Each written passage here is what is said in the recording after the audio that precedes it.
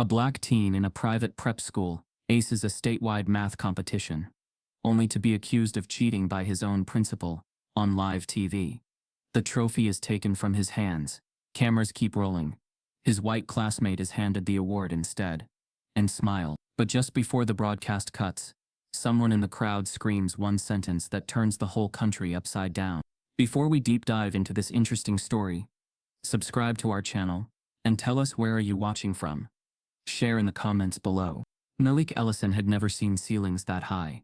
The lecture hall curved like a cathedral, with old wooden benches polished by a century of elbows and ambition. Sunlight streamed through the stained glass windows, scattering a holy glow over young faces that had been trained since birth to belong here. He adjusted the strap on his backpack, the same one he carried through Booker T. Washington High in Atlanta, and stepped through the doorway. The murmurs didn't start loud, just a few heads turning, then a few more. The hush spread like a ripple, subtle but sharp, until even the air felt colder. He saw it in their eyes. The pause, the math. A black man. Alone. Dressed simple. Black jeans, plain hoodie, worn sneakers that had seen more buses than boardrooms. No Harvard crest.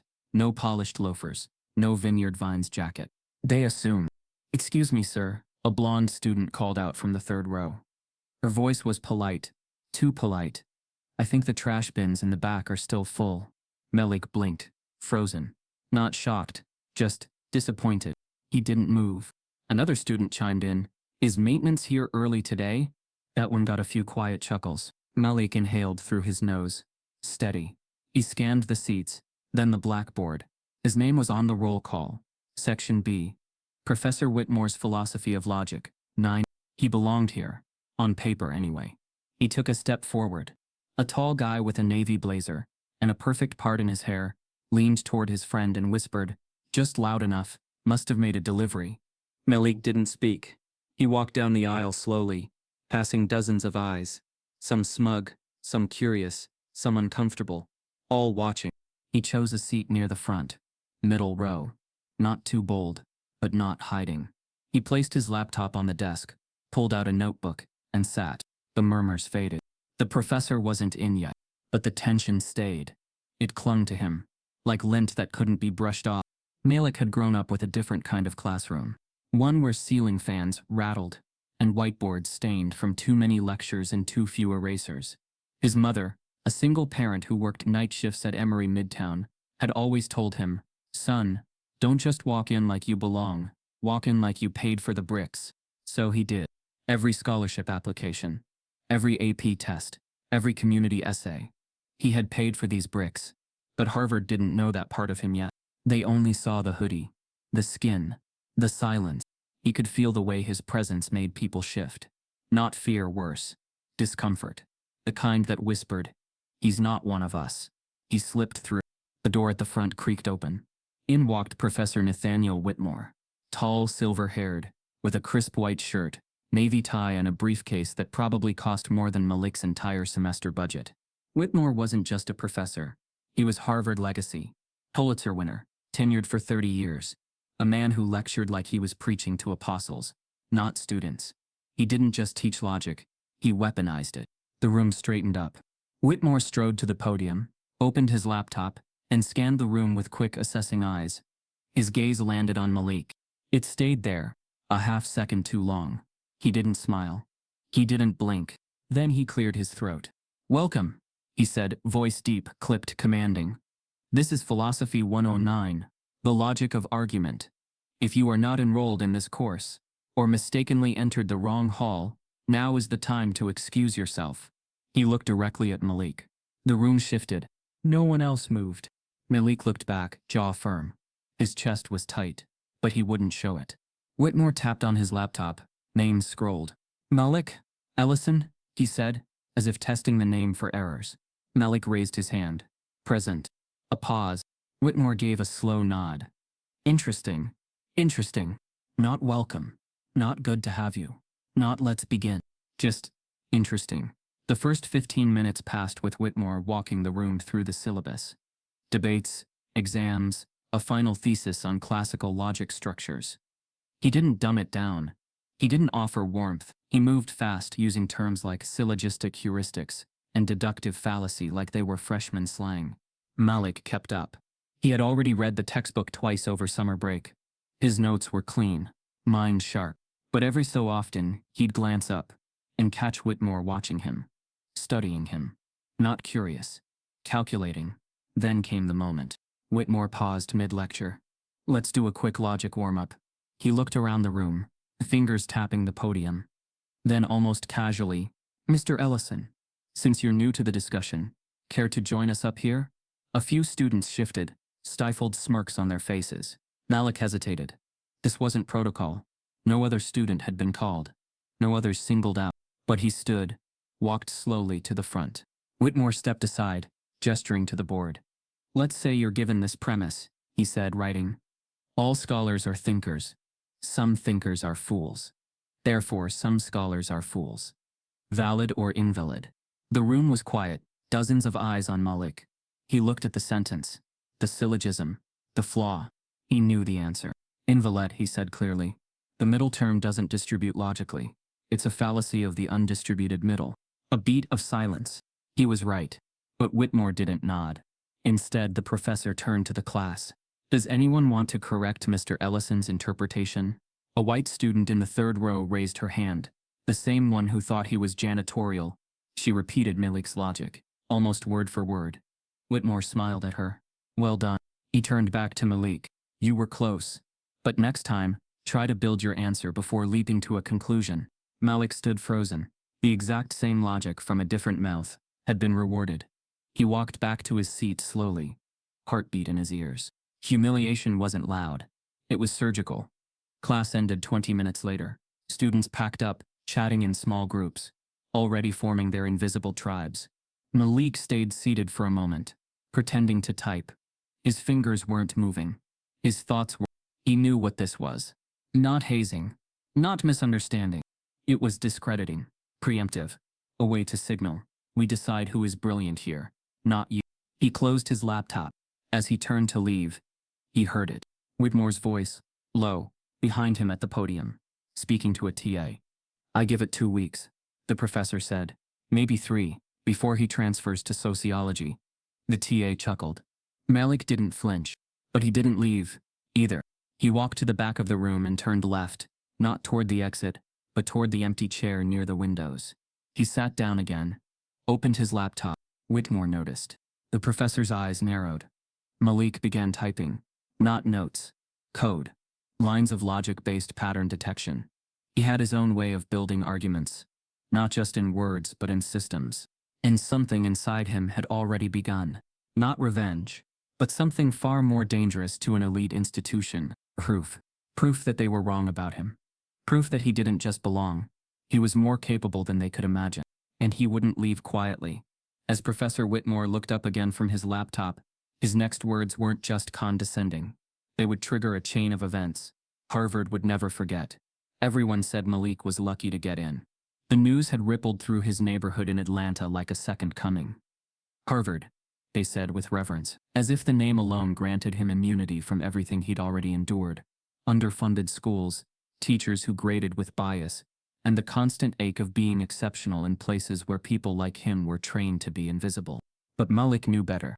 From the moment he stepped onto campus, the truth peeled itself layer by layer. Harvard didn't mean freedom, it meant surveillance. They saw his acceptance not as an achievement, but as an experiment. Behind every handshake at orientation, behind every tight smile from the RA, behind every counselor's "we're here for you," was a silent question clawing through their politeness. How did you get here? That question echoed in places too refined to say it out loud.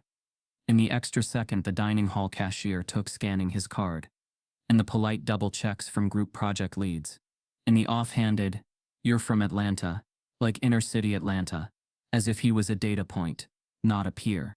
No one said the word diversity admit to his face, but he heard it, in the way they said, "Wow, you're so well spoken," in the way they blinked when he answered questions with precision, in the way one classmate said, "You're majoring in both philosophy and computer science? That's ambitious," and meant that's not for you. Malik hadn't come to Harvard to be exceptional. He came to be excellent. But excellence wasn't enough here. Not if you looked like him. In Philosophy 109, the subtle war intensified. It wasn't what Whitmore said. It was what he didn't say. Other students were called brilliant, thought-provoking, nuanced. Malik was told, "That's one way to approach it, or let's let someone else take a crack at that." His contributions were footnoted, even when they were correct. By the third week, Malik noticed how his classmates had started claiming ownership over ideas he introduced during group discussions. Like intellectual looting in real time. One student even submitted an answer on a class forum that was a carbon copy of Malik's phrasing, and got a glowing comment from Whitmore beneath it. Sharp and original, Malik kept receipts. Quietly. Methodically. But the injustice throbbed louder every day. He wasn't paranoid. He was precise. He began studying the classroom the way he studied code. Patterns, inconsistencies, deviations. He clocked how often Whitmore asked open-ended questions to white students, and closed-ended ones to him. How often he interrupted Malik mid-thought, or redirected praise that should have been his. Malik wasn't the only one who noticed. One day after class, a girl from the back row, Lena, mixed-race political science major, walked beside him silently until they reached the quad. Then she said, "It's not in your head." Malik looked at her. "Whitmore, the way he treats you. We see it," she added. He nodded once. Not thankful. Just acknowledged. For once. But acknowledgement wasn't protection, and it wouldn't fix what was coming next. That Thursday, Whitmore introduced a new assignment. A logic simulation designed for extra credit. It involved coding a deductive reasoning model, based on syllogistic arguments. "Now this is strictly optional," Whitmore said, adjusting his tie as he paced the front of the hall. "Not everyone will find this within their reach, and that's perfectly fine. But if you're curious, and capable, take a step." Malik sat upright. This was his language. Coding logic simulations was something he'd already done, for fun. Back home, he built models that mimicked ethical reasoning using Python. He once recoded a version of Aristotle's square of opposition for a science fair no one bothered to show up to. He opened his laptop, fingers warming over the keys like a pianist before a performance. He could feel the moment sharpening, like the world was holding its breath. And then, Whitmore's voice crisp, calculated. "Though, let's be realistic. Some students may want to focus on the basics before attempting tasks that overextend their grasp." A few heads turned, not toward Whitmore, toward Malik. The implication wasn't vague. It was surgical. Malik froze. The laptop screen glared back at him. Blank. Every eye in the room waited, not for the lesson, but for his reaction. Would he speak up? Would he walk out? Would he prove them right? Instead, he just typed initiate, logic simulation, def syllogism check. Premise 1, premise 2, conclusion. He didn't look up again that class. Not even when Whitmore circled the room, passing behind him slower than anyone else. Later that night, in his dorm room lit only by the soft blue hue of his desk lamp, Malik finished the simulation. He didn't just complete the assignment. He built an entire model that could test over 300 variations of classical syllogisms, identify logical fallacies, and suggest corrected reasoning paths, in real time. It was sleek, intuitive, way beyond what the assignment asked for. He titled it, Ellison Logics, but he didn't upload it immediately. Something tugged at him. What would happen if he turned it in, and Whitmore dismissed it? Claimed he had help? That he cheated? The way people were already whispering? What if brilliance wasn't enough? The next morning he walked into class, and found that the energy had shifted. People were quieter. Less smug. Something had happened. A rumor. He overheard two students whispering near the front. "I heard Ellison's simulation crashed the test server." Malik frowned. That wasn't true. His program wasn't even uploaded yet. Then Lena slid into the seat beside him, and leaned close. "Someone sent Whitmore a copy of your model," she whispered. "He showed it to the TA this morning. Said you couldn't have done it alone." Malik's pulse thudded. He hadn't shared it, hadn't uploaded anything. Only one person had access to his dorm folder. His roommate Drew, a pre-med from Connecticut, who often asked Malik to proofread his chem essays. He stared ahead. Whitmore walked in 5 minutes late. No apology, no explanation. The room quieted. Then, with theatrical timing, the professor cleared his throat and spoke. "Well, it appears one of our students took the simulation challenge very seriously." A few snickers. Some glances toward Malik. Whitmore continued. "We received a submission that, if authentic, is impressive. Advanced even. though it does raise questions of authorship. More silence. Then, Mr. Ellison, would you care to explain your process? Malik looked up. There it was. Not a compliment, an interrogation. He opened his laptop slowly. The room was watching again. Not out of admiration, out of suspicion. His fingers hovered over the key. His mind raced. If he defended himself, would they believe him? If he stayed silent, would he be erased? He exhaled once. Calm. Controlled. Then he began pulling up the project files. Line by line, function by function, timestamp by timestamp. As the code appeared on the projector, a few students leaned forward. It wasn't flashy. It was undeniable.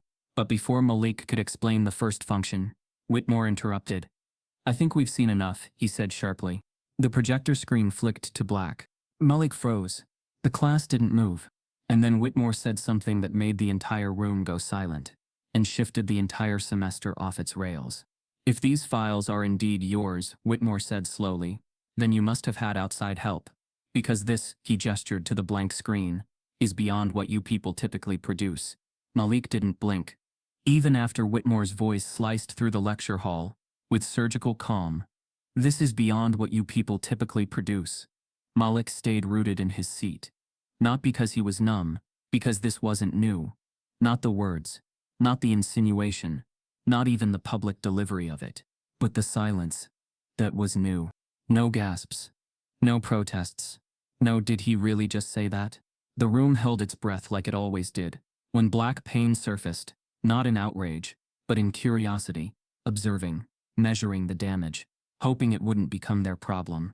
Malik shut his laptop without urgency. His hands were steady, his shoulders square, but his heart, it pulsed like a drum against bone. Whitmore continued the lecture like nothing had happened, like he hadn't just called into question the very idea that someone like Malik could create something brilliant, without help, without theft, without cheating the system. That evening, Malik stayed late at the science library. He didn't eat, he didn't speak. He just stared at the blinking cursor on his screen, watching it pulse over the file name, Ellison Logix V1. He pulled up every version history, every time-stamped edit, every line of code, with his fingerprint on it. There it was. Proof that it was his. That it was real. But in places like Harvard, proof wasn't always protection. Sometimes it was just more material to scrutinize. He knew this script, knew it like a rhythm. First the doubt, then the accusation, then the burden, not on the accuser to prove wrongdoing, but on the accused to prove they were worthy of breathing the same air. And when it came to black genius, the room always asked for a receipt. The following Monday, Whitmore announced the midterm paper assignment. Each student would choose one paradox and deconstruct it using both historical logic and modern philosophical frameworks. Standard fare, but Malik knew this was his moment. He selected Zeno's paradox of motion, the same one he'd once modeled using logic trees and recursion patterns. Only this time, he went further. He designed an original AI script to simulate the paradox in visual form, a self-generating loop that moved frame by frame through infinite halves, proving in real time the philosophical contradiction of stillness in motion. His paper wasn't just thoughtful, it was disruptive. It challenged old frameworks, brought in cross-disciplinary logic, and even suggested implications for predictive neural networks. He formatted it like a peer-reviewed journal article. Citations, diagrams, appendix code, predictive modeling, every inch crafted with precision. It was 20 pages of unfiltered brilliance. He submitted it with quiet resolve. He didn't tell anyone, not even Lena. The papers were returned 1 week later. The TA passed them out as usual. Red marks, percentage scores, scribbled comments. Some students smiled, some groaned. Whitmore made no eye contact. Then, Malik Ellison? Malik looked up. The TA held a sealed manila envelope. Different from the rest. On it, a note written in red ink. See me after class.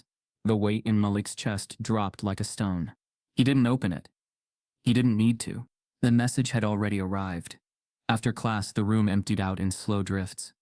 Students shuffled past him quiet, eyes flicking sideways but never long enough to meet his. Malik walked to the desk, the envelope under his arm like a quiet threat. Whitmore didn't look up. I assume you've read the note, he said, packing up his briefcase. I did, Malik replied. I'm here. Whitmore sighed, then looked directly at him for the first time. We have concerns regarding your submission. Malik stayed still. What kind of concerns? The kind, Whitmore said carefully, that involve originality. The paper is sophisticated, almost uncharacteristically so. The committee is reviewing it for plagiarism. There it was. The word dropped casually, like a coffee order. Malik's pulse thundered in his ears. You think I didn't write it? Whitmore gave a thin smile. We don't assume guilt, Mr. Ellison. We investigate anomalies. Anomalies. He said it like Malik was a glitch in the system. What part of the work raised red flags? Malik asked. The entire thing, Whitmore replied. The structure, the coding model, the language choices. Frankly, it reads like graduate-level work. And we know your background. Malik flinched. Not because he was caught. Because he was exposed. Not for dishonesty, but for excellence. I have timestamps, drafts, GitHub commits, even independent proofs of concept, Malik said firmly. That's all very good, Whitmore said, adjusting his tie. We'll review it. In the meantime, you won't receive a grade. Malik stared at him. So I'm failing. That depends on the investigation, Whitmore said. But yes, technically your grade is pending. Technically, Whitmore didn't say he was guilty. He just ensured Malik's academic record would carry the hint of guilt, the kind that follows you into job interviews, grant applications, and letters of recommendation. And that's how reputations died. Not with conviction, but with suggestion. That night, Malik walked past the bronze statue of John Harvard, his bag slung heavy over one shoulder, the autumn air slicing through his hoodie like glass. He wasn't angry. Not yet. He was calculating. Because now, it wasn't about proving himself. It was about exposing them. The twist came quietly. 2 days later, as Malik walked into the lecture hall, Lena waved him down. She handed him a folded piece of paper. No name, just ME scrawled on the front. Someone left it in my book bag, she said. Didn't see who. Inside there was a printed screenshot. A private email thread between Whitmore and another faculty member. The subject line read, Ellison, watch him, and below it a single sentence. Too polished. Too confident. Classic transfer bait. Let's document now, in case we need to flag later. No signature. No apology. Just evidence. Malik read it twice. Then again, everything sharpened. This wasn't just skepticism. It was sabotage. Institutional. Coordinated. They decided he didn't belong the moment he stood out. Not for misbehavior, but for merit. And they were already building the file to erase him. Malik showed the note to Lena. She read it, and cursed under her breath. Are you going to the administration? She asked. No, Malik said. Why not? He looked up, jaw set. Because I'm not asking them for fairness. He said, I'm going to give them something they can't bury. The next day, Malik filed a formal complaint. Not just about the paper, but about patterns. He listed every interaction, every version history, every assignment that had been questioned, downplayed or dismissed. He included the screenshot, the code, the logs, the email metadata, and then he added a single line. If my integrity is under review, so should be the integrity of the people reviewing me. The complaint made its way to the dean's office. He knew Whitmore would find out within the hour, but what he didn't expect, what no one expected, was what came next. When Malik checked his campus portal the following morning, his academic record had changed, and his midterm paper had disappeared from the system entirely. Malik wasn't failing. He was being targeted. That distinction lived in his bones now. It wasn't a theory. It was a truth you felt when the room stopped applauding the moment you started exceeding their expectations. On paper, he was excelling, top 3% of the class, coding circles around graduate assistants, midterm logic scores higher than the department average. But paperwork didn't matter when your success made people uncomfortable. Because in places like Harvard, racism isn't loud, it's polished.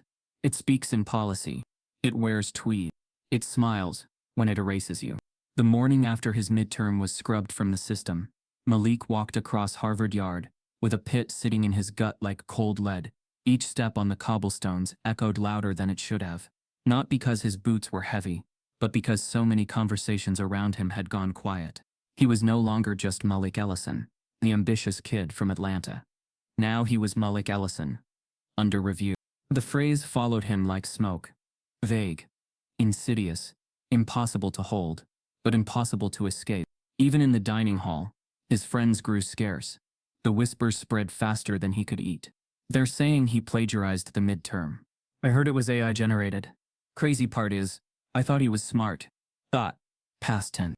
That was the price of brilliance when it wore black skin. One question could reduce everything you'd built to a fragile maybe. Malik tried the formal channels first. He went to the department chair out of office. He emailed the registrar. Automated reply. He reached out to his advisor, a part-time lecturer, who smiled a lot, but had never learned how to pronounce his name correctly. She said, "It's out of my hands." Everyone had sympathy. No one had spine. And Harvard, for all its prestige, had mastered the art of waiting out discomfort. Let the outrage die. Let the file grow dust. Let the semester end. Malik wasn't a case they wanted to solve. He was a problem they wanted to disappear. That Thursday, he stayed late in the philosophy building, hunched over his laptop in the corner of a dim, wood-paneled reading room. He'd started building a private timeline. Every instance Whitmore had minimized, misquoted, or directly undermined him. Every group project where his input was ignored until it came from someone whiter. Every syllabus note. Every red mark that contradicted his proof. But it still felt abstract, hard to prove, until Lena handed him the folded note. No envelope. Just his name, scribbled in neat lowercase letters on the front. "I found this slipped into your logic textbook," she said, breath-catching like she wasn't sure if she should have opened it herself. Inside were 4 words that changed everything. Look up Darnell Polk. No context. No signature. Just a name. Malik read it twice. Then again. The name meant nothing to him. Yet. But something in his chest tightened. Because the note didn't say ask about Darnell Polk. It said look him up. Like someone who didn't want to be overheard. He went digging. Hours in the library archives. Old newspapers. Digital transcripts. Student records. He searched the name Darnell Polk everywhere he could access, without triggering admin alerts. At first there was nothing. No published thesis. No graduation photo. No department awards. But then, a single article in the 2017 Crimson student newspaper. Computer Science Junior Exits Program. Following academic dispute. 1 paragraph. No details. No quotes. No follow-up. Darnell Polk had been there, and then he wasn't. Just like that. Vanished. Malik dug deeper. He found a mention in an old event flyer. Polk had presented a machine learning project at the 2016 Logic Symposium. Whitmore was listed as faculty advisor. His stomach dropped. Whitmore again. Every breadcrumb led back to him. Malik opened another tab and searched internal staff emails from the same semester. Those tagged for transparency under student records access laws. He found a pattern. Students, all high-achieving black men, flagged under authorship verification after submitting top-tier academic work. 3 over the past 8 years. All under Whitmore. All within a year of reaching junior standing. None had graduated. Malik closed his laptop slowly. His breath shook. This wasn't negligence. It was architecture. A quiet, sanctioned system of gatekeeping brilliance behind Ivy League curtains. A system that didn't punish black students for breaking the rules. It punished them for mastering them too well. For outthinking the room. For daring to show up prepared. He printed everything, every screenshot, every archive page, every email. He opened a file folder and labeled it in bold Sharpie. Eraser. He wasn't compiling a defense anymore. He was preparing a case study. A case study on how institutions weaponize doubt. But the night wasn't done. As he stepped out of the reading room and headed toward the basement level, Malik noticed something odd. The printer near the faculty lounge was running, unattended. He walked closer. The hallway was empty, the door half open. A stack of papers sat in the output tray. He glanced around, hesitated, then looked at the top page. It was a faculty memo. Subject student management protocols, review needed. Whitmore's name was at the bottom. So was the department chair. The paragraph in the middle made his skin crawl. In light of repeated incidents involving underprepared minority, admits attempting advanced submission tactics, we recommend standardized authorship screenings and preemptive review flags on students identified as high-risk deviation cases. Preemptive. Standardized. High-risk deviation. They weren't talking about plagiarism. They were talking about Malik. And Darnell. And whoever came next. He shoved the papers into his bag. Heart hammering now. Every line confirmed what he already knew. They didn't need proof. They needed plausibility, a polished process to justify exclusion. And now he had it. As he stepped into the cold night air, his phone buzzed. Blocked number. A text. Careful what you collect. They don't erase lightly. Malik stared at the screen. Then typed back, "Neither do I." The next morning, as Malik slid into his seat in Philosophy 109, a new note was already waiting on his desk, and this time it was signed. They called it the network. Not officially, not out loud, but every student who'd been at Harvard long enough to feel its walls shifting against them knew it existed. It wasn't on paper, it wasn't in orientation manuals, but it was in the glances that passed between faculty when a student's name came up. It was in the way certain office doors closed faster than others, when questions got too specific. It was in how some students got second chances, and others got silence. And it always operated the same way, through whispers. That's what made it so dangerous. No proof, no blood, just the quiet erosion of opportunity, one perfectly timed doubt at a time. Malik had always believed in systems, even broken ones. He believed that if you were smart enough, if your code was tight enough, your arguments clean enough, your data bulletproof, you could outmaneuver the shadows. But now the shadows were moving faster. He had just slid into his usual seat in Philosophy 109, when he saw it, a folded note already waiting on his desk. No envelope this time. No typewritten courier. Just clean handwriting. Elegant. Slanted. His name on the outside. And inside, just one line. Meet me at Lowell Library. Lower Archives. 7:45. No explanation. But the note was real. The moment was real. And Malik was done being cautious. Lowell Library's basement didn't even show up on the student map. It was one of those legacy spaces, dim, wood-paneled, rarely used except for dusty manuscripts and restricted research. Malik stepped in 10 minutes early, heart pounding like a metronome in overdrive. He didn't know what or who to expect. At 7:46, she appeared. Not Lena. Someone older, taller, sharp blazer, cropped hair. Her voice was crisp. No small talk. "You're Malik." He nodded. "I'm Kendra. Class of 2016, sit down." They sat between two massive stacks of forgotten philosophy volumes, surrounded by silence. "You've got heat on you," she said. "I've been watching." Watching, Malik asked. "Through the Black alumni server, we still monitor cases flagged under authorship claims. Always have." His spine straightened. "How many?" Kendra's jaw tightened. "Since Whitmore started teaching. 5 formal accusations. All black students. All coding-based submissions. 3 left. 1 was forced to change majors. 1 she paused, took a leave of absence and never came back." "Darnell Polk," Malik said quietly. Her eyes flicked toward him. "You found him?" "I found what was left of him." She slid a flash drive across the table. "It's not much. Just enough. Copies of internal flags. Meeting minutes from academic boards. Everything they didn't expect students to ever get their hands on." Malik took it without speaking. Kendra leaned closer. "Whitmore's not the only one. He just made it formal. Others let it happen. Admins. Advisors. Even students. You think Lena's the first to help? No. She's the first not to back off when warned." Malik froze. "Warned?" he asked. Kendra nodded.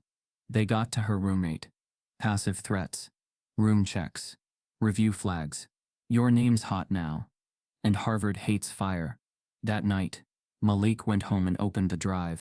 It was organized by year. FY12, FY14. He opened FY17 first. Darnell's year. Inside, flagged emails between Whitmore and the Academic Review Board. Comments like recommending early intervention and "we must protect the institution's standards." The language was always clean. That's what made it lethal. One file was titled "Retention Monitoring, At-Risk Profiles." And there it was. A list. Sorted by race. GPA. Major. Malik's breath caught. His own name was at the bottom. Dated 2 weeks before he'd even submitted the midterm.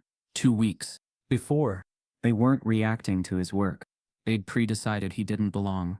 He scrolled further. Past files. Past name. And then he found it.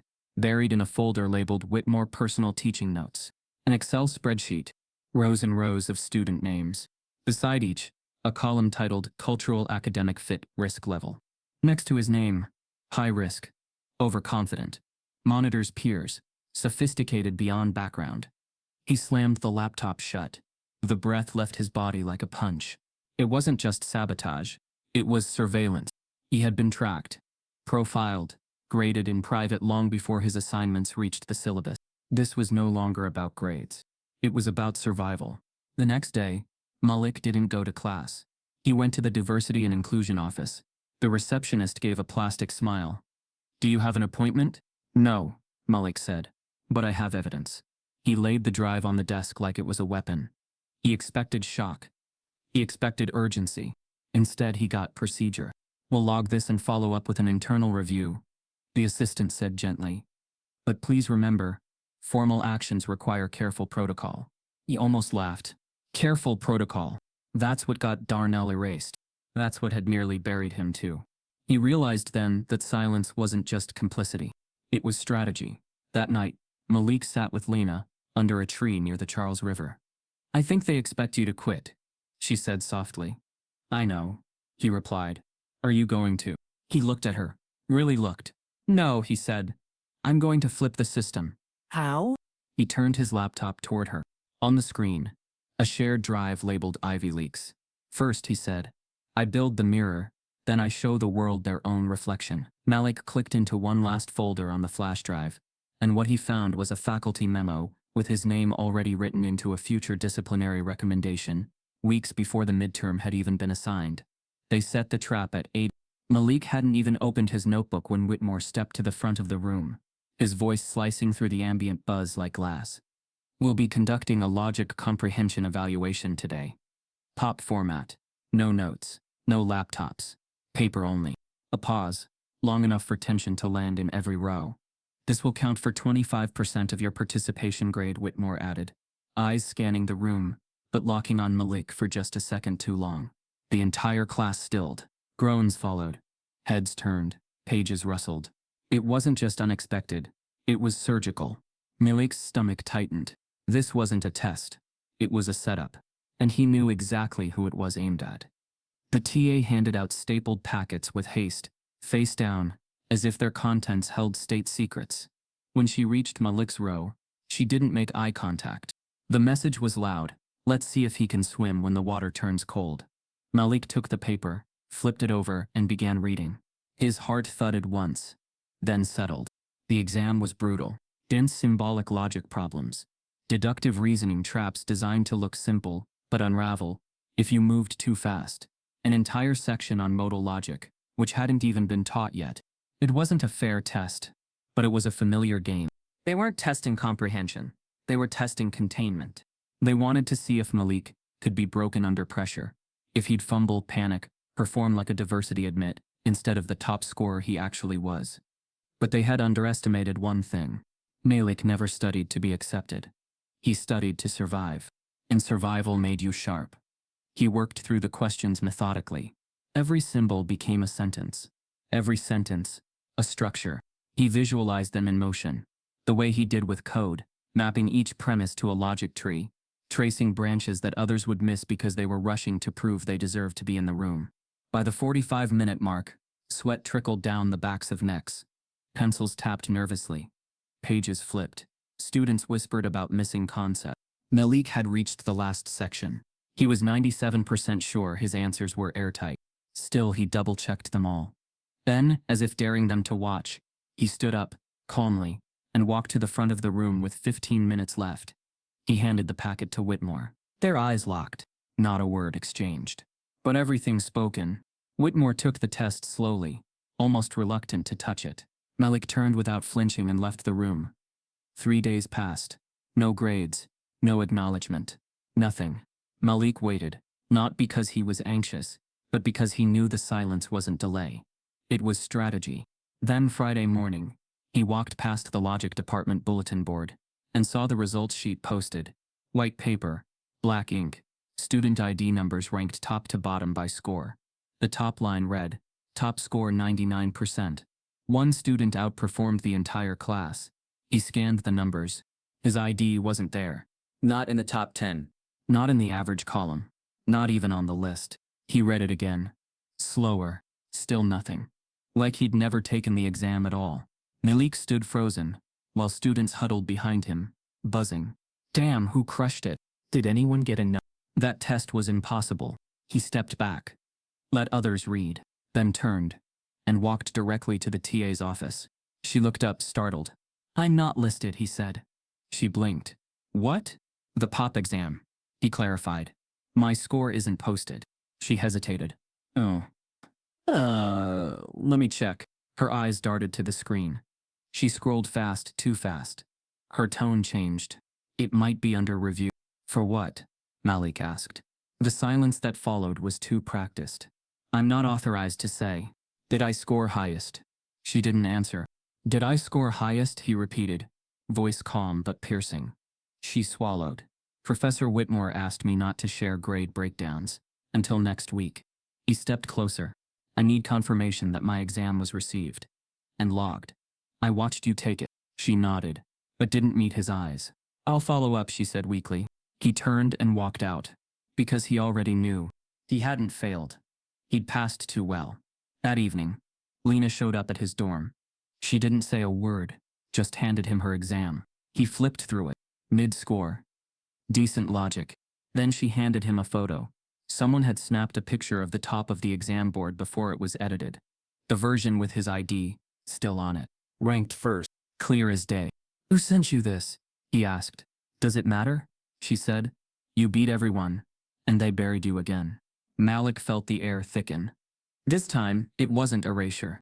It was war. He opened his laptop and pulled up the shared Ivy Leaks folder. Inside it, he dropped a new file. Curve breaker exam picture. Then he added his full scanned test. The version Whitmore had refused to post. He titled it, "The Test They Tried to Hide." Within an hour, the folder was downloaded over 300 times. By midnight, a student Reddit thread was trending. "Harvard Prof hides top student's score. Guess who it was?" By morning, it made Twitter. Malik Ellison trended regionally. Still, the university remained silent. Then the twist. Malik received an anonymous email at 2. Subject line, "They're rewriting your grade." Attached a screenshot of an internal faculty memo. Backdated. It read, "Due to suspicious scoring patterns, the top result from the recent logic evaluation has been temporarily redacted, pending authorship verification." Same language. Same protocol. The system was repeating itself, because it never expected to be seen. Malik stared at the email. And then he smiled. Because now he had what he needed. Not just proof of brilliance. Proof of intent. Just before sunrise, a campus-wide alert pinged every inbox. An anonymous logic exam leak had reached over 1,000 downloads, and the administration had launched an urgent inquiry into academic misconduct. But not Malik's. It started with 12 seconds. 12 seconds of footage. Shaky, phone-recorded, poorly lit, that cracked Harvard's pristine silence open like a fault line. Malik didn't even know it had been filmed. He hadn't seen the phone. He hadn't noticed the freshman near the back of the lecture hall, who'd quietly raised her camera just as Whitmore leaned forward and said the words. This level of performance, from him. Let's be realistic. The camera caught everything. Malik's stillness. The smirk tugging at Whitmore's mouth. The half-laugh from a student in the back row. The weight in the air. It was all there. Not in what was said, but in what was meant. The video hit Reddit first. Posted without caption. Just the title. Harvard professor questions black students' intelligence out loud. Then Twitter. Then TikTok. Then national media. 5 million views. In 24 hours. 10 million by the second morning. By day 3 it was running as a segment on Good Morning America and being dissected on podcasts. Every outlet repeated the same debate. Was it racism or rigor? A misunderstanding or a microaggression? Harvard excellence or institutional bias? Malik didn't post the clip. He hadn't even known it existed until Lena showed it to him. He watched it once, only once. Then he closed the tab. He didn't need to hear it again. He had lived it. But America had a different appetite. They replayed it like a trailer, a teaser, of real pain, a spectacle. And slowly, the responses started to divide. Students rallied. Professors issued cautious statements. The university released a bland message. Harvard remains committed to academic integrity and inclusion. All concerns are being taken seriously. But the silence behind that statement echoed louder than any apology. Because what wasn't said was clear. They weren't sorry. They were managing optics. Whitmore didn't flinch. He doubled down. In an op-ed for a local Boston paper, he wrote, Academic standards must not bend under the pressure of social media outcry. We must resist a culture that confuses excellence with equality. Malik read the article in his dorm room, alone. The words didn't hurt. They hardened. Because now it was official. Whitmore wasn't just defending himself. He was attacking the idea that Malik could be excellent. Then came the summons. A formal email. Subject line: meeting request, Office of the Dean. Scheduled for Monday at 3:00. No detail. Just a time, a place, and a warning. Your academic conduct will be part of the discussion. Malik showed it to Lena. This is retaliation, she said flatly. I know, Malik replied. You're not going alone, she said. Yes, he said, I am. The dean's office was perched on the top floor of a marble-floored building that reeked of legacy. Mahogany doors, framed photos of smiling donors. Every inch whispering, you're lucky to be here. Malik sat in a stiff-backed chair, watching the minutes tick by. At 3:07, the door opened. Dean Rosenthal entered, salt and pepper hair, navy suit, tie pin shaped like the Harvard crest. He didn't sit. He closed the door and stood. Mr. Ellison, he began, you've caused quite the stir. Malik said nothing. The dean moved behind his desk and finally lowered himself into the leather chair. Let me be frank, he continued. The situation is spiraling beyond the university's control. We're receiving calls from alumni, donors, even national media. The board is watching. And I'm the problem? Malik asked. The dean folded his hands.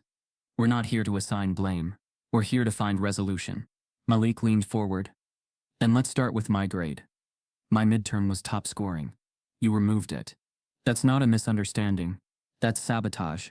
Language like that doesn't help your case, Rosenthal replied. No, Malik said. It doesn't help your case. The dean's face tightened. There are concerns, he said carefully, about how you've chosen to handle this, about the file leaks, the Reddit threads, the perception of misconduct. Not my misconduct, Malik said. Whitmore's. Perception is reality, Rosenthal said. You're making the institution vulnerable. I thought the institution stood for truth. Rosenthal's eyes narrowed. This university stands for continuity. Malik left the meeting with one clear realization.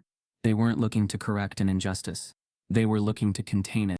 He was no longer a student. He was a liability. By Wednesday, campus was divided. Posters appeared overnight. Who's afraid of a black genius? If Malik Ellison were white, this wouldn't be a story. Excellence needs a eraser. Some students started skipping Whitmore's lectures. Others flooded them. Journalists began requesting access to campus. Security tightened. Alumni tweeted their outrage. And Harvard? Still silent. Then the twist. A student newspaper published an anonymous letter from a former teaching assistant. It read, Whitmore routinely made comments questioning the intellect of students of color. He called them quota kids, said their ideas were copied code, dressed up as insight. Most of us didn't speak up. We were scared. We regret it now. Attached were screenshots of private Slack messages, dates, quotes, jokes made at Malik's expense.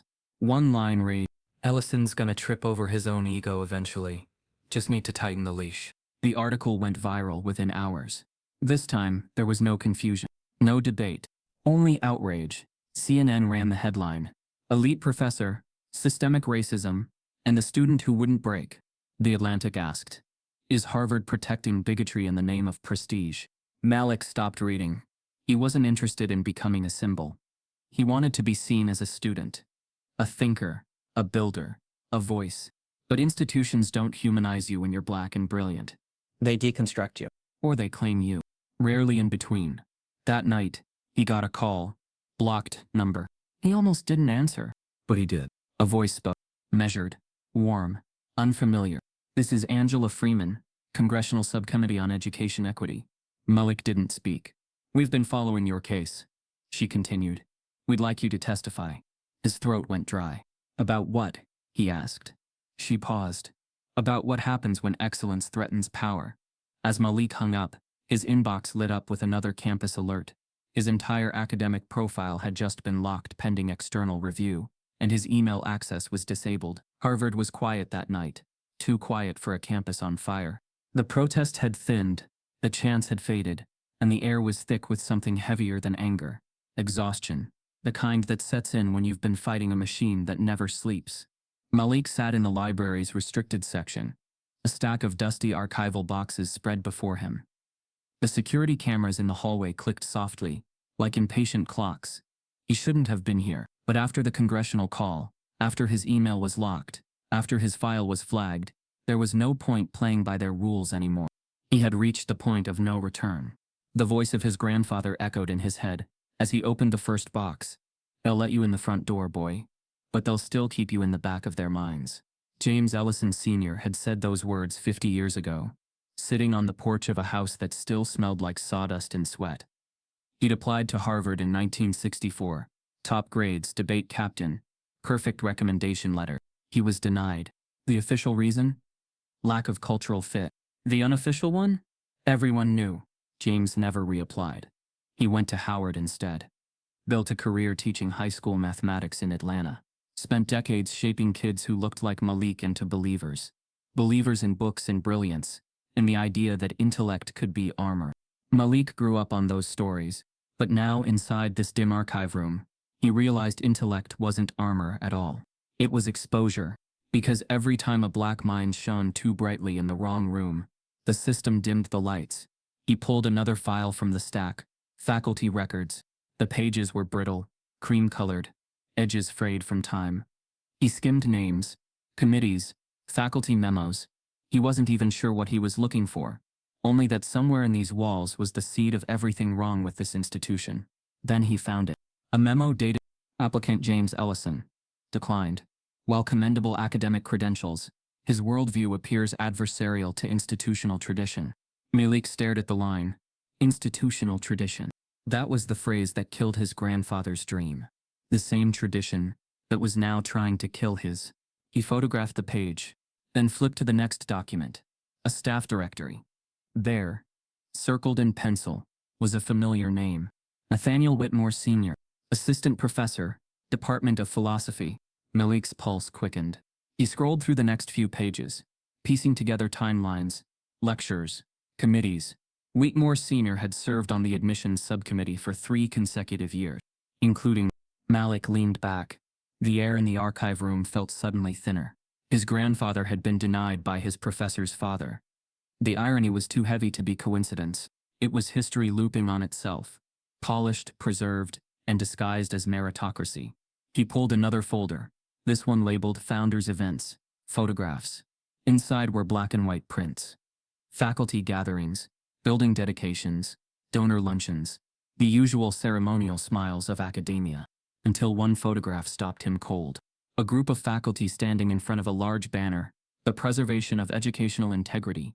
The center figure, hand on podium, jaw firm, was unmistakable. Whitmore Sr., and beside him, smiling proudly, shaking his hand, was the man whose name crowned the philosophy building. A known segregationist. A donor who, in his own biography, had called immigration a dangerous social experiment. Malik felt his stomach turn. He brought the photo closer to the light. In the bottom corner, a handwritten caption read, Dr. N. Whitmore Sr. and benefactor C.A. Benton, united in pursuit of intellectual purity. Intellectual purity.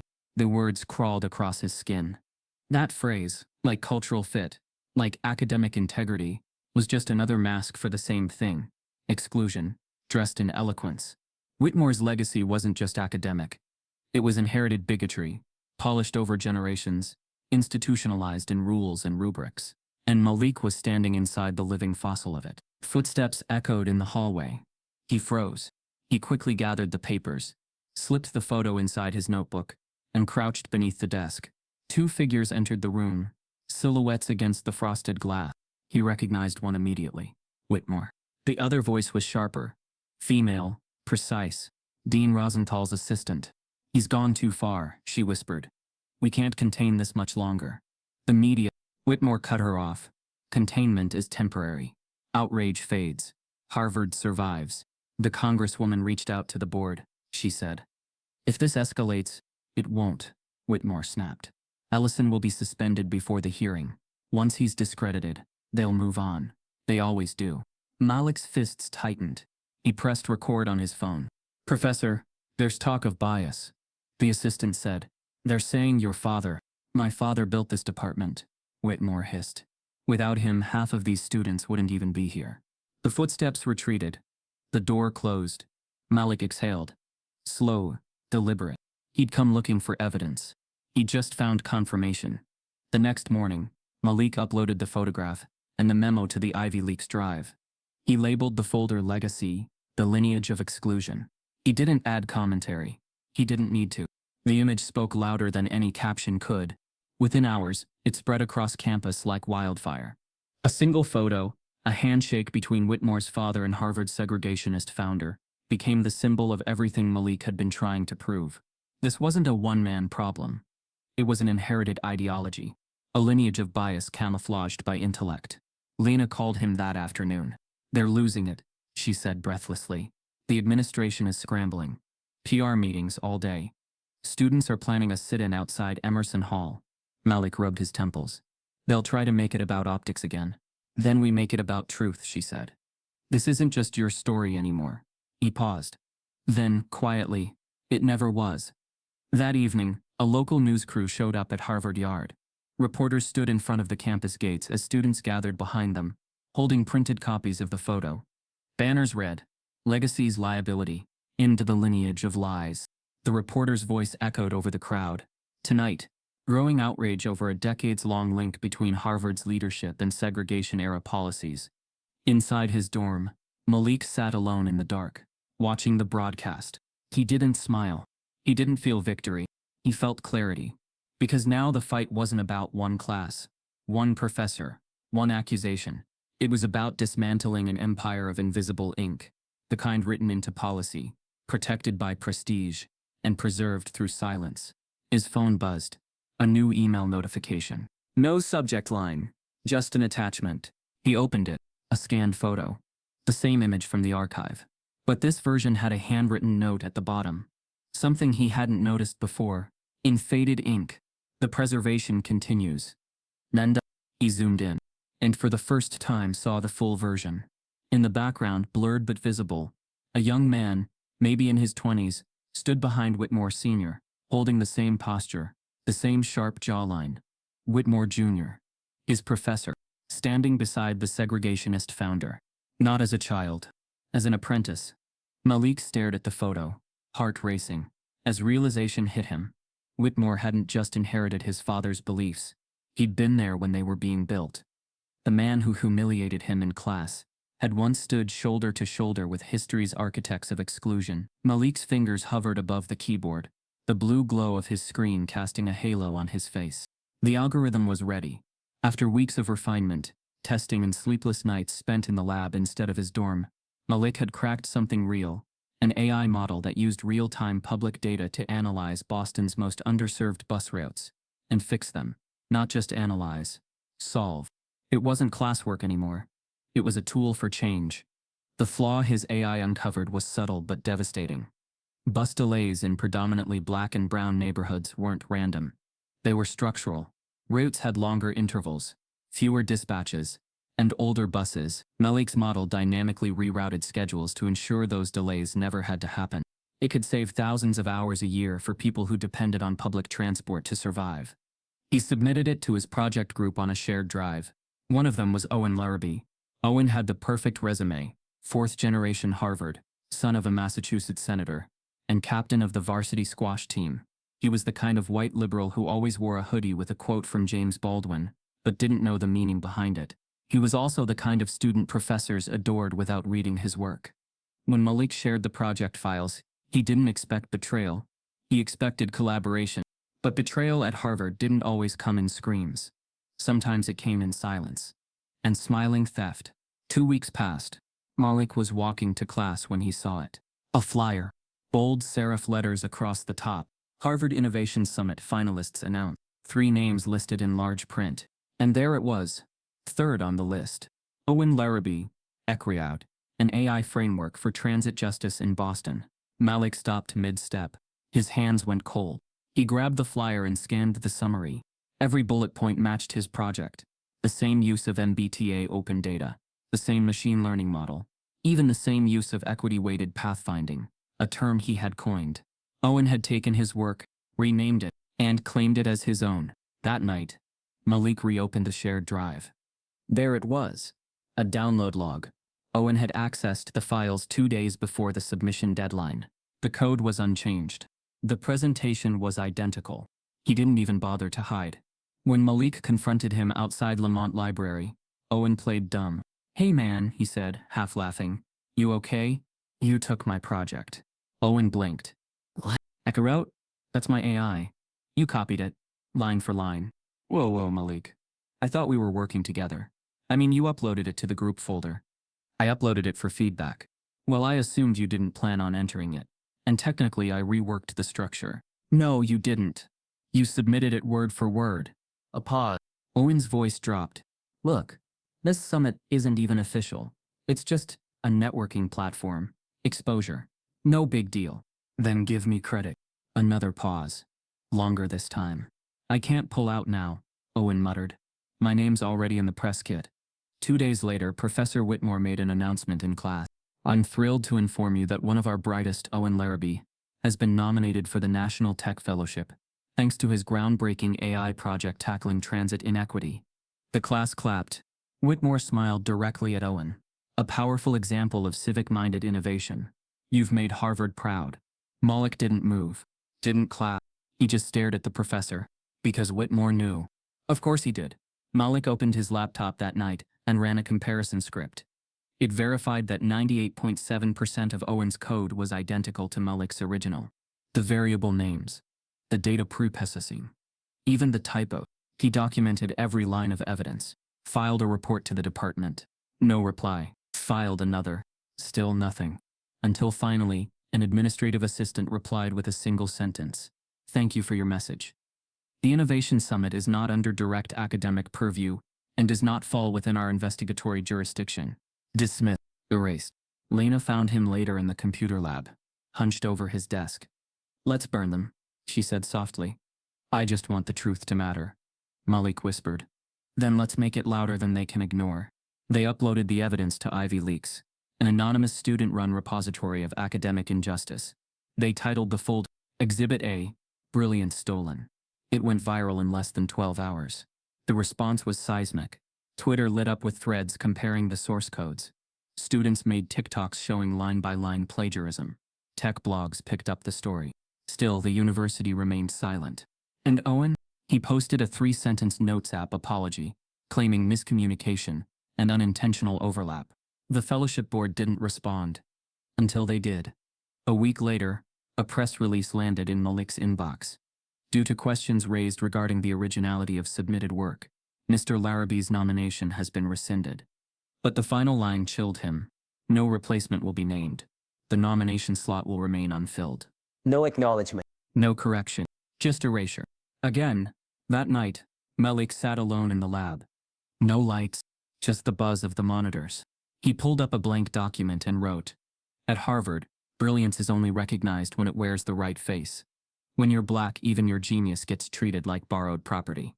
I wasn't a quota, I was the blueprint. And still they'd rather leave the space empty than put my name in it. He hit save, closed the file, and prepared for what would come next. That weekend, Malik received an encrypted message. We need to meet. Whitmore's draft email to the dean, the one you haven't seen, is worse than anything leaked. Malik hadn't planned to break into Whitmore's email. He didn't consider himself a hacker. He wasn't looking for revenge. But by this point he knew one truth. Harvard didn't punish corruption. It buried it. And if he wanted the truth to surface, he'd have to dig.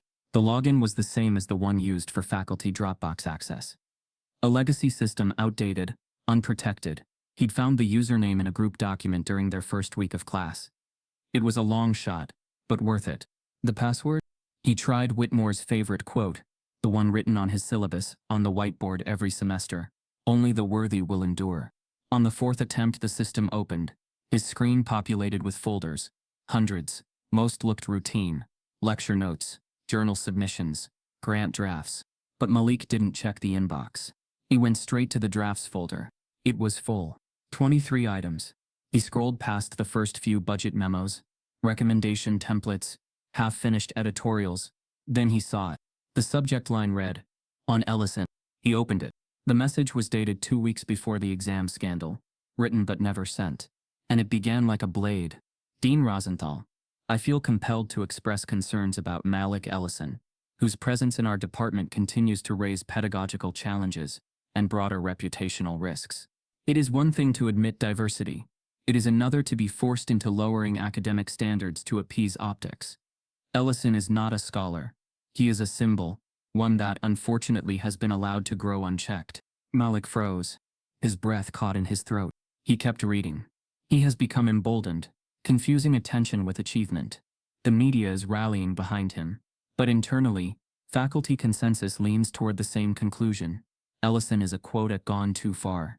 If Harvard cannot preserve its right to evaluate students without interference from social movements, then perhaps we deserve the dilution of our meritocracy.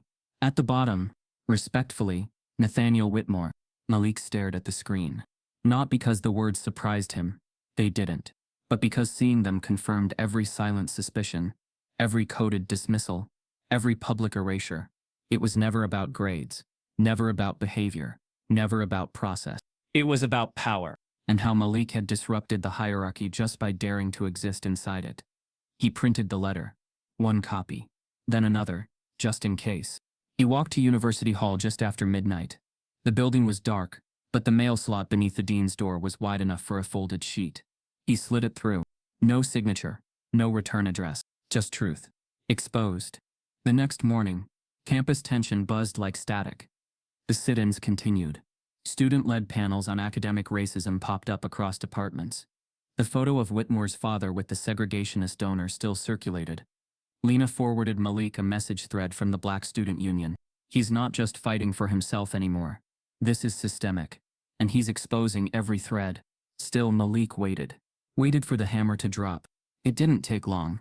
By 2 p.m., Whitmore entered class late, flustered, jaw tight. He didn't acknowledge Malik, didn't look at him. Instead, he taught woodenly, like a man reading lines he no longer believed in. And halfway through the lecture, his phone buzzed. He stepped out, mid-sentence. When he returned, his face had changed. Not anger, fear. Malik's phone vibrated next. It was Lena. The dean's office just suspended Whitmore from all faculty meetings. Emergency review initiated. It's happening. He didn't reply. He just stared ahead. Expression still. Because this wasn't a victory. Not yet. It was the beginning of collapse. And collapse always came with noise. That night, an anonymous student leaked the draft letter to the campus press. The headline read, "Exclusive. Professor calls Black student a quota gone too far in private letter." Within hours, national media picked it up. Cable news. Twitter. Think pieces. Malik's face was back on every screen. This time, not just as a victim, but as a disruptor. Someone who had pierced the mask of academic equity with evidence so raw, it couldn't be spun. Still, the university stayed silent. No apology, no statement. Just bureaucratic churn behind closed doors.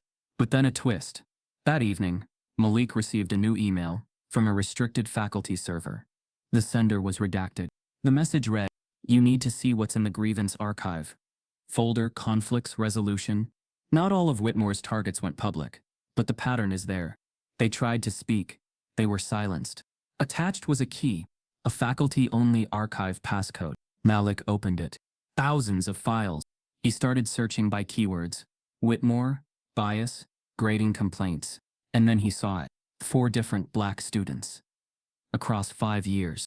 Each filed a formal complaint against Whitmore for grade retaliation, discriminatory comments, or unfair assessments. All of them had been reviewed. All had been dismissed. The language was always the same. Lack of sufficient evidence. No violation of policy. Recommendation. Academic mediation. Malik sat back in his chair. Whitmore hadn't just targeted him. He had a pattern. A documented, ignored, institutionalized pattern. And now Malik had the receipts. He copied the files, anonymized the names, and uploaded them to Ivy Leaks. He labeled the folder, "Unheard Voices, the ones before me," and in the description he wrote one line, "I was never the first, just the one who refused to be the last." Then he logged off. The next morning, a package arrived outside the dean's office. A manila envelope. No sender. Inside, a USB drive, a printed version of Whitmore's draft letter, and a note that read, "You knew. You let it continue." The envelope made its way to the university's legal department. and by noon Whitmore's faculty access card was deactivated. The first public action, but it wouldn't be the last. That afternoon, a student reporter emailed Malik. "We've obtained a letter from Whitmore's publisher. He's suing Harvard, and he's naming you in the countersuit." The fire didn't start with flames. It started with footsteps. One protest, then 12. Dozens of students gathered beneath the iron gates of Harvard Yard, some with bullhorns, some with nothing but their breath and raw voices. They chanted Malik's name. They carried signs that read, "Not a quota, a genius. Erase the bias, not the brilliance. Whitmore must go." And they didn't leave. It had been 5 days since the letter leaked. Whitmore's words calling Malik a diversity quota gone too far. 5 days since Malik exposed the buried complaints.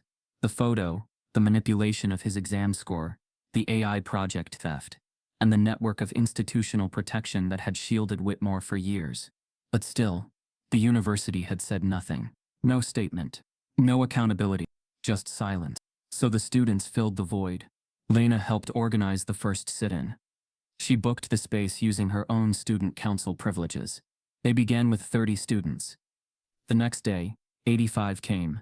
By the end of the week there were 400 students flooding the quad. Tents lined the cobblestone. Black and brown students stood with linked arms in front of Emerson Hall, where Malik had once been silenced. Classes were interrupted. Guest lectures were cancelled. Media vans circled the yard like sharks. And then came the alumni.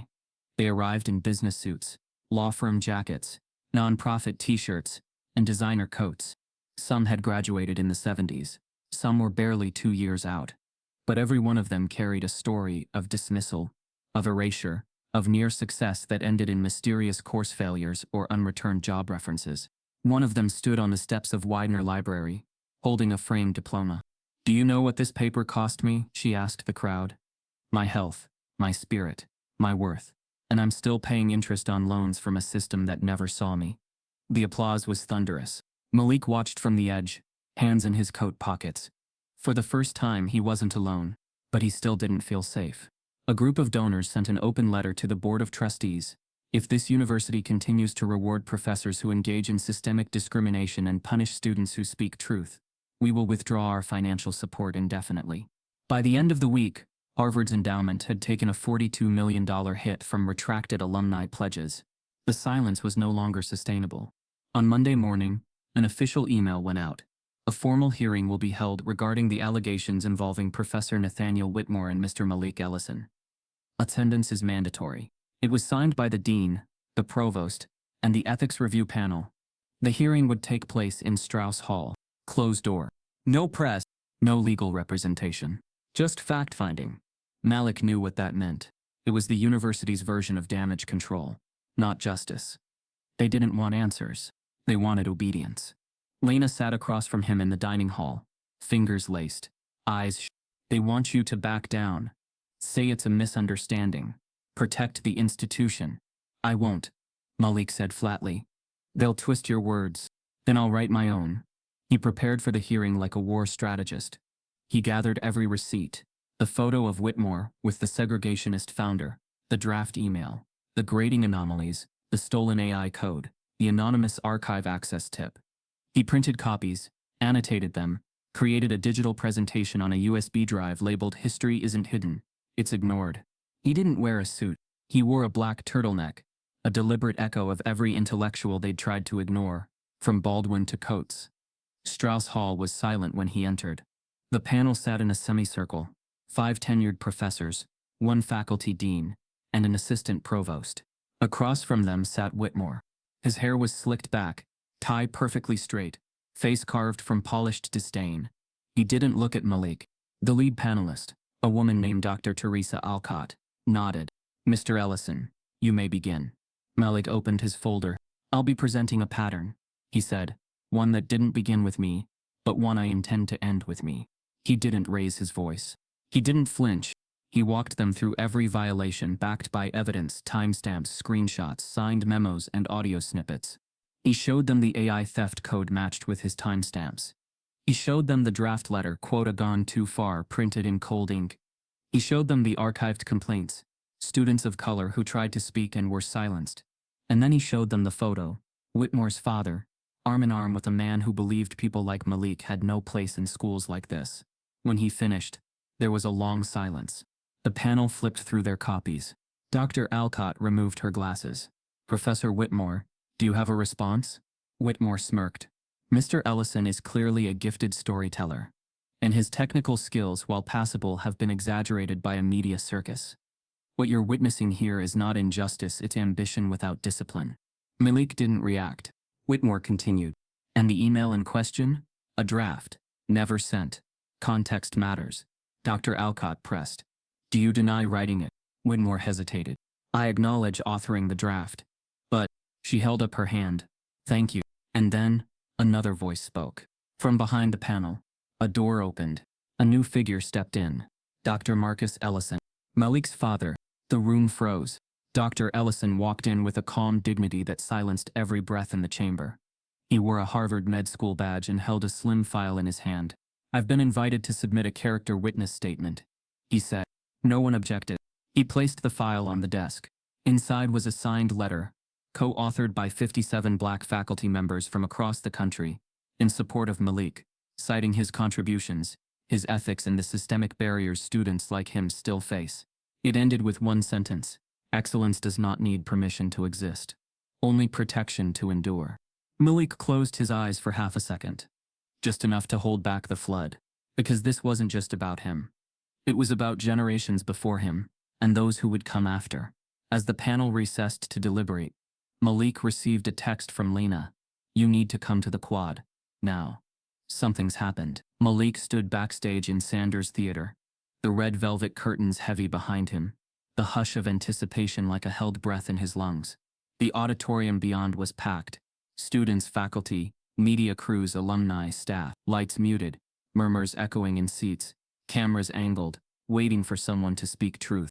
He was not the valedictorian, not class president, not the golden face that Harvard spotlighted each year. He had not been invited to sit on panels or given awards. He had been ignored, overlooked, polished out of existence. Until now. He stepped forward, the boards creaking underfoot, and the hush fell deeper. He placed his notes on the podium, a single sheet, crisp typed. He looked out over the faces that had watched him rise, watched him be erased, faces full of learning, of expectations, of silence. He began. Thank you all for being here. Thank you to those who came in solidarity, and to those who came to see. His voice was steady, clipped with purpose. This is not a speech about me. It's not about the grades, the code, or the stolen work. It's about how institutions and people react when someone like me dares to claim space. The lights dimmed on the audience, bright on him, as he walked the story of his journey. The first day in Whitmore's lecture hall, mistaken for janitorial staff. The erased midterm, the legacy of Darnell Polk, the stolen AI code, the letter in Whitmore's drafts, alumni protests, the hearing room. Every moment laid bare with clarity, no self-pity, only He read the excerpts from the draft letter, quota gone too far, emboldened beyond context, reputational risk. The hush deepened as people realized those words had come not from a vandal, but the man they put in power. He showed the photo of Whitmore's father standing with a segregationist donor, proved the erased scores, played clip after clip of professors undermining him. He didn't ask for belief. He demanded accountability. At the end, he lowered the notes and closed his eyes for a moment. When you persist, he said quietly, when you build in silence, brilliance finds cracks in the walls, and those cracks let light in. I am here not to ask for recognition. I am here to affirm existence. That talent isn't discounted by noise. That dignity is not suspended by doubt. That when the system design fails us, we redesign it ourselves.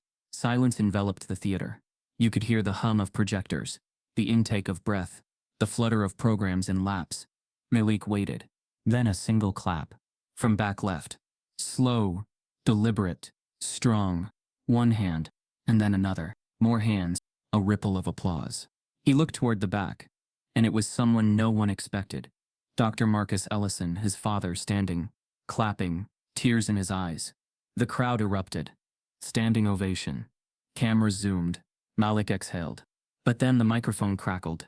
The applause faded, as the dean's PA voice blared. Attention, the ethics panel requests immediate demonstration to the lounge. All key parties, now. Malik's heart tightened. He turned to his father, whose applause froze mid-clap. Then he realized. The next door opened behind him, and Professor Whitmore stepped forward. He raised a hand. The room stilled.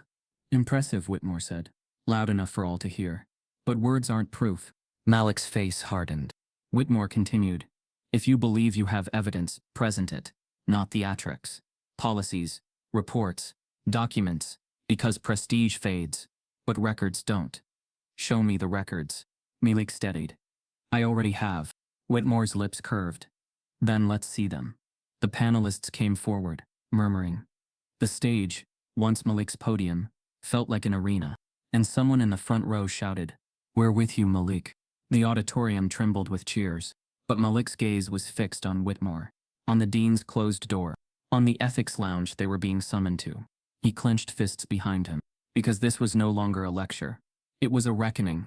As Malik followed the entourage toward the lounge, the lights flickered, and on the giant screen behind him, the auditorium's projection lit up his own draft letter, in bold text, all eyes turning before he even entered. A public reveal he never authorized. For decades he was untouchable. Nathaniel Whitmore had walked Harvard's halls like a monarch. Not a man. He was the intellectual gatekeeper, the curator of worth. Students feared him, colleagues tolerated him, and the administration protected him. Until now. Now the same hallways that once echoed his lectures carried whispers of betrayal. The press stood outside the ethics review chamber, cameras poised. Protesters lined the steps of University Hall. The crimson banners of Harvard fluttered stiffly in the cold wind, as if reluctant to be associated with what was about to unfold. Inside, the air was still. A long mahogany table divided the room. On one side sat the review committee, 7 members, all senior faculty. On the other, Whitmore, composed, confident, almost serene. Beside him 2 lawyers, both alumni of his department. At the far end sat Malik, alone. No legal counsel, no advisor, just a folder of truth. A security guard closed the door. The chairwoman of the panel, Dr. Alcott, began. This hearing concerns allegations of academic misconduct, racial discrimination, and ethical violations involving Professor Nathaniel Whitmore and student Malik Ellison. The session will be recorded. Please proceed. Whitmore nodded politely. Malik said nothing. The questioning began with formality. A recital of facts. Did Professor Whitmore send or draft a letter referring to Mr. Ellison as a diversity quota gone too far? Yes, Whitmore replied calmly. A private draft. It was never sent. Did you accuse Mr. Ellison of plagiarism, without evidence? I raised a question of authorship integrity, as I would for any student. The committee chose to review. No formal accusation was filed. And the leaked photo of your father with segregationist donors? Whitmore's smile thinned. Historical context matters. My father's affiliations do not define my ethics. Dr. Alcott turned to Malik. Mr. Ellison, please present your counter-evidence. Malik rose slowly, every movement deliberate. He projected his screen. Exhibit 1, he said, voice steady. Whitmore's internal memo dated March 12, 1 week before my midterm submission, recommending preemptive authorship review for high-risk deviation students. He let the words hang. Gasps fluttered across the table. Malik continued. Exhibit 2, the draft letter calling me a symbol, not a scholar. Exhibit 3, 4 dismissed complaints from previous black students. Identical language. Identical pattern. He paused, then added quietly. And Exhibit 4, my midterm graded by the system's AI before it was erased. Timestamped at 99%. File integrity confirmed by metadata. He looked directly at Whitmore. You didn't question my authorship. You questioned my existence. Whitmore didn't blink. He leaned forward. Mr. Ellison is articulate, he said. Eloquent. But this is not a trial of rhetoric. The evidence he presents is cherry-picked and misinterpreted. These drafts were notes, reflections. Every professor writes private impressions. Private impressions, Malik repeated, about which students don't belong. Whitmore's tone cooled. About which students require additional mentorship. Mentorship? Malik asked. Is that what you call erasing my name off the top score list? The panel murmured. Whitmore's lawyer raised a hand. We'd like to remind the committee that Professor Whitmore has 32 years of spotless service. His methods have produced dozens of Rhodes Scholars. Malik's gaze stayed on him. And how many of them looked like me? For the first time, Whitmore's expression faltered. Dr. Alcott intervened. We'll move to the AI plagiarism comparison. Malik clicked to the next slide.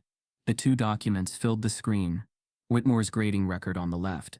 The system's data log on the right. Every discrepancy highlighted in red. One by one. The differences stacked. Malik's original midterm. Whitmore's altered copy. The missing grade. The review tag that never should have existed. This is how bias hides, Malik said softly. Not in slurs, in systems, in invisible marks that rewrite the truth while pretending to protect it. Whitmore's lawyer whispered something to him, but the professor straightened instead, defiance gleaming. He spoke directly to Malik now. You have built your entire identity on victimhood, he said. You mistake scrutiny for oppression. You mistake talent for entitlement. The room froze. Malik inhaled sharply. Not out of anger, but clarity. Scrutiny I can survive, he replied. But suppression is not pedagogy. It's prejudice disguised as philosophy. Even the court reporter paused typing. Hours passed. The questioning intensified. The committee pressed both men, unraveling years of correspondence, grading patterns, and mentorship records. Whitmore's veneer of control began to crack. A pattern emerged. Minority students under his mentorship consistently received lower independent research scores than their peers. Recommendations delayed. Papers unsubmitted to journals. Subtle sabotage. When confronted, Whitmore deflected with polished reasoning. They lacked the rigor, he said. They lacked access. Malik countered. The panel scribbled notes. Finally, Dr. Alcott leaned back. Professor Whitmore, one final question. Her tone shifted. Quieter. Sharper. Did you, at any point, attempt to influence faculty evaluations of Mr. Ellison after his viral video gained public attention? Whitmore hesitated. Defying influence. She folded her hands.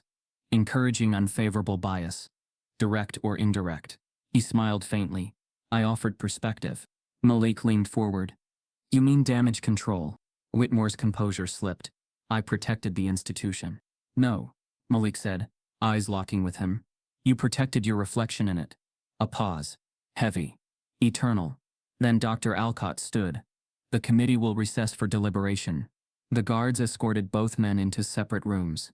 Outside, students gathered by the hundreds. Reporters waited on the quad. Alumni live-streamed the hearing on their phones. For the first time, the university couldn't contain the story. It had outgrown them. Malik sat alone in the waiting room, staring at the hardwood floor. His father texted, no matter what they decide, you've already won. He didn't feel like it. He thought of Darnell Polk, of the black students before him who'd been erased without documentation, whose brilliance lived only in rumors. He closed his eyes. Not this time, he whispered. When the door opened, the hall outside was silent. Whitmore walked out first, pale, tight-lipped, trembling under his immaculate suit. He looked smaller now. His arrogance had drained into something brittle. Malik followed, face unreadable. Dr. Alcott stood at the podium. The Ethics Review Committee has reached a decision. She unfolded a sheet of paper. By a vote of 6-1, we find Professor Nathaniel Whitmore guilty of academic misconduct, discriminatory practices, and ethical violations unbecoming of his position. A wave rippled through the room, gasps, whispers, relief. Whitmore stared ahead, eyes glassy. Dr. Alcott continued. Effective immediately, he is placed on indefinite suspension, pending further action by the Board of Trustees. The reporters scribbled. The students outside erupted in cheers. Malik exhaled. It was over. Or so he thought. Because then, Dr. Alcott's expression shifted. There is one additional motion, she said.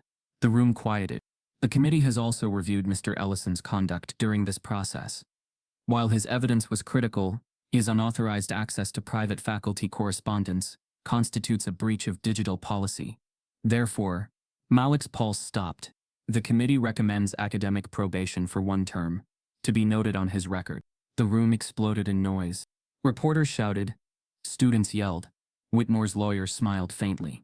Dr. Alcott raised her voice. Order. This is the committee's final decision. Malik stood frozen. He had won the battle, and still been punished for surviving it. As the room emptied, Whitmore brushed past him, whispering just loud enough. Now you know how the game is played. Malik didn't reply. He looked back at the committee, at the students pounding on the windows, at the red Harvard crest glinting above the podium.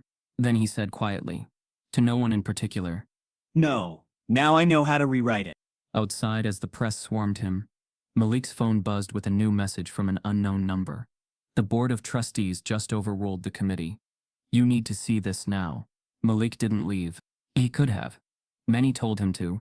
Take the story, the victory, the scars and walk. Let Harvard burn in its shame.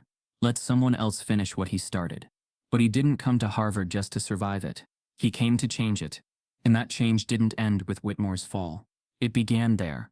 After the committee's vote and the trustees' reversal, a media firestorm followed. Hashtags surged. Harvard hushed trended for days. National outlets picked up Malik's story, not as an isolated incident, but as a mirror of every institution that praised diversity, while quietly punishing dissent. But while headlines faded, Malik didn't. He returned to campus, scarred but not silenced. While the probation mark remained on his record, so did something far louder: momentum. And Malik used it. It started with the archives. Malik submitted a petition to digitize the hidden complaints, not just against Whitmore, but against all faculty whose names had disappeared into silence. Years of reports buried under bureaucracy, anonymous testimonies, paper trails that ended in administrative shrugs. With student body backing, alumni support, and legal pressure, the university caved. The Invisible Ink project launched. It was an open access repository of complaints, redacted for privacy, published for truth. Within weeks, dozens more came forward. Students, former staff, adjuncts, voices that had waited decades to be heard. Harvard tried to contain it. It couldn't. Then came the next move. Malik partnered with a group of faculty allies, the same ones who once sat silently through Whitmore's lectures. Professors who had watched, winced, but said nothing. Now they were ready to act. Together they designed a new department-wide ethics protocol, the Ellison Framework. Its core tenets: transparency in grading, independent audits of bias, open mentorship evaluations, and student representation on every major hiring committee. Some called it radical, others called it long overdue, but no one could deny it was working. Applications from underrepresented students rose, retention went up, and for the first time in decades, minority-led academic projects were being funded at equal rates. It didn't fix everything, but it changed the weather. Meanwhile, Malik returned to what he loved most: building. He revived his AI project, this time with a public grant and a new name: Transit Just AI. It was the same foundation, but now designed to scale across cities: New York, Chicago, Detroit. He gave it away for free. No patents, no licensing, just impact. And as the model rolled out, newspapers called it the software that rerouted justice into infrastructure. Malik refused to take the credit alone. He named every collaborator, every coder, every student he worked with, especially the ones who'd been ignored like he had. He didn't just rebuild his future, he opened the door wider for those behind him. One day, in mid-April, just as spring was beginning to thaw Cambridge's brutal winter, Malik received an envelope, Not an email. a letter, heavy, embossed seal. It was from the office of the president, not Harvard's, the United States. Inside was a formal invitation. Malik was being asked to serve on the National Tech Equity Council, a newly formed advisory body aimed at correcting systemic bias in artificial intelligence systems nationwide. He reread the letter twice, then again. Not because he didn't believe it, but because of the irony. The same kid who'd been accused of plagiarism, who'd had his name erased from leaderboards, who'd been told he was a diversity risk, was now being asked to advise the White House on how to make algorithms fair. His phone buzzed. Unknown number. He answered. This is Executive Director Alicia Payne from the White House Office of Technology Policy. The voice said warmly. Is this Mr. Ellison? Yes, Malik said, steady. We've been watching your work. You've changed how institutions view equity in data science. We'd like you to lead our next subcommittee on AI bias in education reform. He was silent, not because he was stunned, because he was already planning. That night, he walked across the empty Harvard yard. It was quiet. Snow melted in patches, revealing trampled grass underneath. He passed the lecture hall, where it all began, where Whitmore once stood smug and untouchable. The door was open now, another professor inside, younger, smiling, joking with students. Times change, systems evolve, but only if someone pushes. He sat on the stone bench near Widener Library, pulled out his journal, and wrote, I came to Harvard to learn. But what I learned was that legacy is not about prestige, it's about impact. Survival isn't the end, it's the start. And when a system is built to erase you, rebuilding it is not just revenge, it's revolution. Days later, he gave one final talk. Not a protest speech. Not a defense. Just a seminar. Title: Truth as Infrastructure. The room overflowed. Students sat in aisles. Professors leaned against walls. He spoke about systems not just transit or tech, but social ones. How bias enters invisibly. How silence becomes protocol. How institutions are not evil, but they are designed. And design can be redesigned. Halfway through he stopped and said, I wasn't the exception. I was the example. You may not all face what I did, but every one of you will see it. The question is, will you act? Silence. Then applause. Afterward he packed his things. Harvard had changed him. But he had changed Harvard more. Just as he was about to leave campus for good, a staff member ran up to him outside the innovation lab. Mr. Ellison, sorry. You've got a call. It's urgent. They said, it's from the West Wing. He blinked. White House? She nodded. He took the phone, still warm from her hand. A voice greeted him. We'd like to fly you in next week. The president read your speech. He wants to meet you personally. Malik stood still. Not in awe, but in readiness. Because the system had tried to bury him, and now it needed him. As he hangs up the call, Malik receives a text from Harvard's board. Your probation has been expunged, and we have a new proposal. Come back, not as a student, as faculty.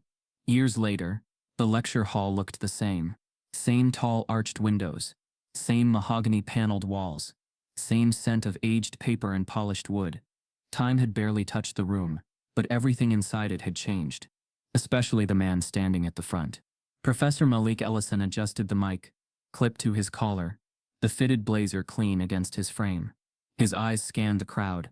Students, faculty, alumni. Some had flown in for this. Others were watching via live stream. A plaque on the wall now bore his name, Ellison Center for Equity and Innovation. It wasn't a building. It was a promise. And this was his final lecture. He waited. Let silence settle like dust, then turned to the projector behind him. A single sentence blinked onto the screen. He wasn't supposed to be here. The entire room went still. That line had been whispered about him his first day. It had followed him like a shadow through every class, meeting, hallway. Now it was his opening line. He faced the crowd. My name is Professor Malik Ellison, he began, voice calm, powerful. I was once told I didn't belong in this room, that my presence was a glitch in a system too old to change. Pause. But here's what I've learned. Systems don't change because they want to. They change because someone makes them. He turned the sentence on the screen. That sentence used to haunt me. It no longer does. Because now it reminds me of something far more important. Click. A new sentence appeared. He wasn't supposed to survive. The audience breathed in sharply. But I did, Malik said. And I didn't survive by shrinking. I survived by growing louder than their silence. He told the story. Not for sympathy, but for memory. He walked them through the lectures, the accusations, the protests, the committee, the reversal, the call from the White House, and finally, the day Harvard asked him to return as faculty. I didn't come back for vindication, he said. I came back for transformation. He spoke of building transit just AI, advising the administration, rewriting policy, and mentoring students who once would have been dismissed like he was. Legacy, he said, isn't what we inherit. It's what we refuse to repeat. Behind him, photos began to appear. Each one real, raw, human. Black students in graduation robes. Code written by underrepresented teens in Malik's summer program. Testimonies from students who once thought of dropping out, now PhDs. Faces, names, lives. Not statistics. Survivors. At one point he paused and pulled out a small crumpled envelope from his blazer. He held it up. This was slipped into my textbook years ago, he said. No name. Just a warning. A truth. He unfolded the note. They're erasing you. Don't let them. The room hushed. Malik smiled faintly. I never found out who wrote it. But if you're watching, thank you. You reminded me I wasn't alone. The final segment of his lecture turned inward. He addressed the students. You're not responsible for the system you inherit. he said. But you are accountable for what you do once you see it clearly. His voice dropped softer. There will be rooms that won't want you there. You'll be interrupted, underestimated, even applauded in ways that erase your struggle. He looked across the auditorium. But don't ever let them convince you that you're only exceptional if you're alone. The real revolution is bringing others with you. A beat. He closed his laptop. The projector dimmed. Silence. Then a standing ovation. Not the polite kind. The kind born from truth, finally spoken aloud. People didn't just clap, they cried. Some hugged. Some stood frozen. Students recorded on their phones. Alumni wiped tears. Faculty bowed heads. Even the dean, sitting in the front row, stood and clapped. Mullick nodded once. It was enough. But as he stepped down from the podium, a voice called out from the back. Professor Ellison. He turned. A young black student stood, nervous but bold. I'm in my first year, and I just wanted to ask. The room waited. What would you have done if they never let you back in? Malik paused. The kind of pause that held decades inside it. Then answered, I would have built a new room. The student smiled. The room burst into applause again. But Malik's gaze drifted to the back wall, where a new display had been added just the week before. A glass-encased original, his AI model's first sketch, hand-drawn. Next to it, a plaque with a quote etched beneath. Don't just fight to be seen. Fight to be remembered. He had done both. And Harvard, for all its gates, all its traditions, all its histories, would never erase him again. Some truths hurt because they're real. Some moments break you before they build you. But staying silent only protects the problem. If this story made you feel something, anything, type yes. If you believe in justice, and subscribe if this broke your heart.